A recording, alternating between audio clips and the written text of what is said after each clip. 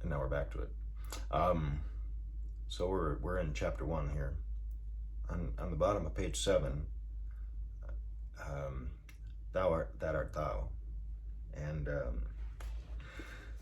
we're moving on. In the Taoist formulations of the Perennial philosophy, I like Tao. Taoism's great stuff, right? The way, the spirit, it's the same thing. Literally, the Christ consciousness, the Buddha womb, the Buddha-ness, the Atman, the Tao is the same thing. We're all talking about the same thing. In the Taoist formulations of the Perennial philosophy, there is an insistence, no less forcible than in the Upanishads, the Gita, and the writings of Shankara, upon the universal immanence, like always becoming, and of the transcendent spiritual ground of all existence. It's just there. What follows is an extract from one of the great classics of Taoist literature, the Book of Cheng Su, most of which seem to have been written around the turn of the 4th and 3rd centuries BC, 2,400 years ago. It's just as relevant today as ever. Do not ask whether the principle, and that's the Tao, it's capitalized, is in this or in that. It is in all beings. It is on this account that we apply it to the epithets of supreme, universal, total. It has ordained that all things should be limited, but is itself unlimited, infinite. And so what does that mean? It has ordained that all things should be limited. Well, they were created. You can create, but you can't create what you were created from. It doesn't work that way. Love extends. It doesn't. It can be acknowledged and accepted, and that's how you return it. Anyway, that's the idea. So that's why it's limited, but it itself is unlimited. It just keeps going. It keeps creating. It keeps, which is why you're conscious. Which is why you think you're an ego, but really you're consciousness that created an ego, and you identify only with the ego. Why would you do that? It's just a thought system. It's a way of thinking. It's one way of thinking. Set it down. It's not very pleasant. As to what pertains to manifestation, the principle causes the succession of its phases, but is not this succession. It's not limited by it. It is the author of causes and effects, but is not the causes and effects. It is the author of condensations and dissipations, birth and death, change of state. It's kind of like the same idea. I mean, really, like science had started with it. Newton, he said that all energy exists. It just changes, it just changes. You can't, energy is always conserved. It just changes form. It's just energy. It exists regardless. It doesn't gain or lessen in any way, shape, or form. Well, that's consciousness. That's it, but it is not itself condensations and dissipations. All proceeds from it and is under its influence. It is in all things, but is not identical with beings, for it is neither differentiated nor limited. That's Cheng Su. Pretty good, dude. That's some deep stuff, man, from 2,400 years ago. Not bad, huh? All right, from Taoism we pass to that Mahayana Buddhism, which in the Far East came to be so closely associated with Taoism, borrowing and bestowing until the two came at last to be fused in what is now known as Zen. All right, Zen Buddhism. So there was these Buddhists and Taoists that got together, and they're like, we like the combination of this, so we're Zen, man. The Lankavatara Sutra, from which the following extract is taken, was the scripture which the founder of Zen Buddhism expressly recommended to his first disciples. All right, so what does he say, right? I think this is pretty long ago, too, a couple thousand years. Those who vainly reason without understanding the truth are lost in the jungle of the Vahayanas. The various forms of relative knowledge. Yeah, we know about those. Various forms of relative knowledge. Our colleges are full of them. All right, running about here and there and trying to justify their view of ego substance. The self realized in your inmost consciousness appears in its purity. This is the Tathagata Garbha, literally Buddha womb, which is not the realm of those given over to mere reasoning. Pure in its own nature and free from the category of finite and infinite, universal mind is the undefiled Buddha womb, which is wrongly apprehended by sentient beings. Wrongly apprehended, meaning, first of all, apprehended. You don't apprehend consciousness. You are it. So, and when you wrongly apprehend, that's ego stuff. You know, me, no, not you. That's not you. All right. Next one. One nature, perfect and pervading, circulates in all natures. One reality, all comprehensive, contains within itself all realities. And all the moons and the waters, reflections, right, are embraced within the one moon. Oh, so right, we're reflections. You get that? Yeah. The Dharma body, the absolute, of all the Buddhas, enter into my own being. And my own being is found in union with theirs. That's the interconnectedness of everything, right? The inner light is beyond praise and blame. Like space, it knows no boundaries, yet it is even here within us, ever retaining its serenity and fullness. It is only when you hunt for it that you lose it. You cannot take hold of it, but equally you cannot get rid of it. And while you can do neither, it goes on its own way. You remain silent and it speaks. You speak and it is dumb. The great gate of charity is wide open with no obstacles before it.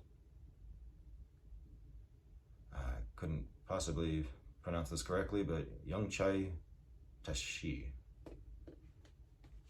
Some thoughts on that. Huxley would like to say, as an unintelligent man seeks for the abode of music in the body of the lute, right? So does he look for a soul within the skandhas, the material and physical aggregates of which the individual mind-body is composed. You don't find the soul in a body. The body is laid aside. It's a physical thing, and consciousness does, well, I would argue that consciousness continues without the body. Certainly isn't contained by the body. All right, about the existence of the Atman, that is Brahman, and as about most other metaphysical matters, the Buddha declines to speak, on the ground that such discussions do not tend to edification or spiritual progress among the members of a monastic order such as he had founded. Understanding is the booby prize kind of thing. I mean, wisdom is cool, and you're trying to articulate what you experience, but regardless, you're never going to be able to do that. It's fine, but do that if you want.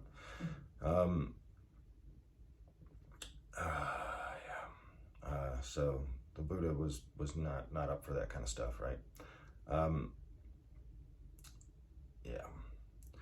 But though it has its dangers, though it may become the most absorbing, because the most serious and noblest of distractions, metaphysical thinking is unavoidable and finally necessary. So even the Hinayanists found this, and the latter Mahayanists were to develop, in connection with the practice of their religion, a splendid and imposing system, of cosmological, ethical, and psychological thought. The system was based upon the postulates of a strict idealism and professed to dispense with the idea of God. But moral and spiritual experience was too strong for philosophical theory, and under the which is true. Right. Do what you can to try to explain it. Moral and spiritual experience is too strong for philosophical theory, and under the inspiration of direct experience, the writers of the Mahayana Sutras found themselves using all their ingenuity to explain why the Tathagata and the Bodhisattvas display an infinite charity towards beings that do not really exist, by the previous idea that, there is, saying, they do. At the same time, they stretch the framework of subjective idealism as to make room for universal mind. Anyway, there's a lot here about a great compassionate heart and the God in the world. Is this possible? So here's one of the ideas. In India, as in Persia, Mohammedan thought came to be enriched by the doctrine that God is immanent as well as transcendent, while to Mohammedan practice were added the moral disciplines and spiritual exercises, by means of which the soul is prepared for contemplation. Contemplation is unitive knowledge, and he calls it up the Godhead of the Buddha mind, the Christ mind, Tao, any of that stuff, of what nature, the nature of self, consciousness. It is a significant historical fact that the poet Saint Kabir is claimed as a co-religionist both by Muslims and Hindus. The politics of those whose goal is beyond time are always pacifist kind of idea, right? It is the idolaters of past and future, of reactionary memory and utopian dream who do the persecuting and make the wars. There's going to be a lot more on that. Things in time. And Kabir says, behold but one in all things. It is the second that leads you astray. So, that this insight into the nature of things and the origin of good and evil is not confined exclusively to the saint, but is recognized obscurely by every human being. Obscurely, but still, something. Is proved by the very structure of our language.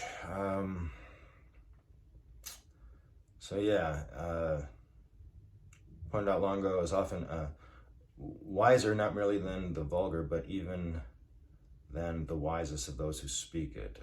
So language is wiser not merely than the vulgar, but those who speak it. Sometimes there's in words there's these like hidden meanings. Is what he's getting to. Germs of truth, right?